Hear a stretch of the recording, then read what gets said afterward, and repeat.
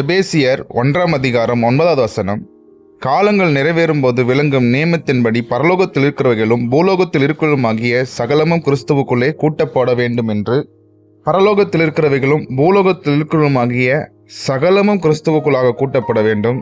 ஏனெனில் கிறிஸ்து எல்லாரிலும் எல்லாமுமாக இருக்கிறார்.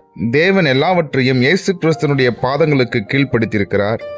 தேவ தூதர்களானாலும் மனிதர்களானாலும் ராஜாக்களானாலும் அதிகாரங்களானாலும் எல்லாருக்கும் எல்லாவற்றுக்கும் தலையானவர் இயேசு கிறிஸ்து.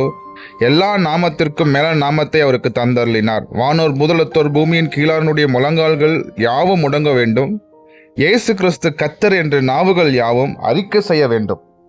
அவருக்குள் சகலமும் சிருஷ்டிக்கப்பட்டது, சகலமும் அவரை கொண்டும் அவருக்கென்றும் சிருஷ்டிக்கப்பட்டது. உலகத்தில் இருக்கிற அரசாங்கங்களானாலும் பரலோகத்தில் இருக்கிற அதிகாரங்களானாலும் இயேசு கிறிஸ்துவுக்காக சிருஷ்டிக்கப்பட்டது. அவர் ராஜாக்களுக்கெல்லாம் ராஜாவாக இருக்கிறார், அதிகாரிகளுக்கெல்லாம் அதிகாரியாக இருக்கிறார். இயேசு இந்த உலகத்துக்கே ராஜாவாக ஒரு நாள் வரப்போகிறார். அந்த ராஜா இந்த உலகத்தையே அரசாள போகிறார். உலகத்துக்குரிய ராஜ்யம் ஒழிக்கப்பட்டு கிறிஸ்துவின் ராஜ்யம் இந்த உலகத்திலே ஸ்தாபிக்கப்பட போகிறது. பரலோகத்தில் இருக்கிறவைகளும் பூலோகத்தில் இருக்கிறவருமாகிய இரண்டும் கிறிஸ்துவுக்குள்ளாக இணைக்கப்பட போகிறது. முழு குடும்பத்துக்கும் நாமக்காரர் இயேசு கிறிஸ்து. பரலோகம் வேற குடும்பம் அல்ல, பூமியில் இருக்கிறவர்களும் வேற குடும்பம் அல்ல.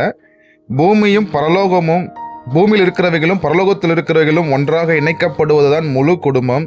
இந்த முழு குடும்பத்துக்கும் நாமக்காரர் இயேசு கிறிஸ்துவாக இருக்கிறார். ஆகவேதான் எல்லா நாமத்திற்கும் மேலான நாமத்தை இயேசு கிறிஸ்துவுக்கு தேவன் தந்திருக்கிறார்.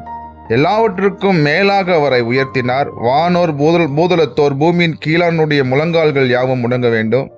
இயேசு கிறிஸ்து கர்த்தர் என்ற நாவுகள் யாவும் அறிக்கை செய்ய வேண்டும்.